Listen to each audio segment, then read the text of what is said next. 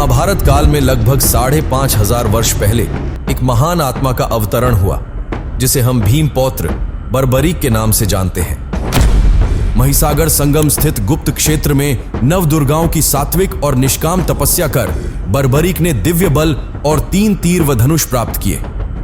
कुछ वर्ष उपरांत कुरुक्षेत्र में उपलब्ध नामक स्थान पर युद्ध के लिए कौरव और पांडवों की सेनाएं एकत्रित हुई।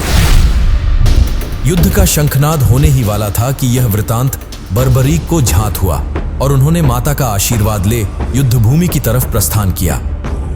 उनका इरादा था कि युद्ध में जो भी हारेगा उसकी सहायता करूंगा। भगवान श्री कृष्ण को जब यह वृतांत झांत हुआ तो उन्होंने सोचा कि ऐसी स्थिति में युद्ध कभी समाप्त नहीं होने वाला। अतः उन्होंने ब्राह्मण का वेश धारण कर बर्बरीक का मार्ग रोककर उनसे पूछा कि आप कहां प्रस्थान कर रहे हैं। बर्बरीक ने अपना ध्येय बताया कि वह कुरुक्षेत्र जाकर अपना कर्तव्य निर्वाह करेंगे और इस पर ब्राह्मण रूप में श्री कृष्ण ने उन्हें अपना कौशल दिखाने को कहा। बर्बरीक ने एक ही तीर से पेड़ के सभी पत्तों को भेद दिया, सिवाय एक पत्ते के जो श्री कृष्ण ने अपने पैरों के नीचे दबा दिया था। बर्बरीक ने ब्राह्मण रूपी श्री कृष्ण से प्रार्थना की कि वह अपना पैर पत्ते के ऊपर से हटाए, वरन आपका पैर घायल हो सकता है। श्री कृष्ण ने अपना पैर हटा लिया व बर्बरीक से एक वरदान मांगा। बर्बरीक ने कहा, हे यजमान, आप जो चाहे मांग सकते हैं, मैं वचन का पूर्ण पालन करूंगा। ब्राह्मण रूपी श्री कृष्ण ने शीश दान मांगा। यह सुनकर बर्बरीक तनिक भी विचलित नहीं हुए, परंतु उन्होंने श्री कृष्ण को अपने वास्तविक रूप में दर्शन देने की बात की, क्योंकि कोई भी साधारण व्यक्ति यह दान नहीं मांग सकता। तब श्री कृष्ण अपने वास्तविक रूप में प्रकट हुए। उन्होंने महाबली, त्यागी, तपस्वी वीर बर्बरीक का मस्तक रणचंडिका को भेंट करने के लिए मांगा और साथ ही वरदान दिया कि कलयुग में तुम मेरे नाम से जाने जाओगे, मेरी ही शक्ति तुम में निहित होगी। देवगण तुम्हारे मस्तक की पूजा करेंगे। जब तक यह पृथ्वी, नक्षत्र, चंद्रमा तथा सूर्य रहेंगे, तब तक तुम लोगों के द्वारा मेरे श्री श्याम रूप में पूजनीय रहोगे। मस्तक को अमृत से सींचा और अजर अमर कर दिया।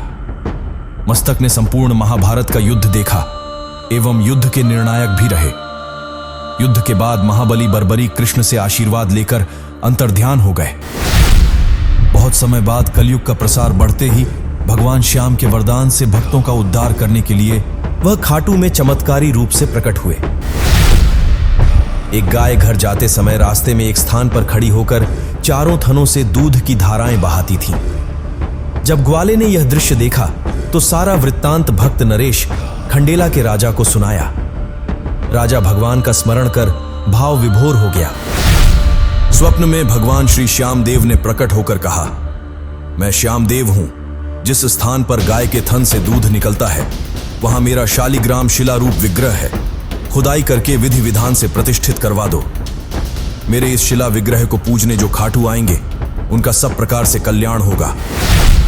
खुदाई से प्राप्त शिला रूप विग्रह को विधिवत शास्त्रों के अनुसार प्रतिष्ठित कराया गया।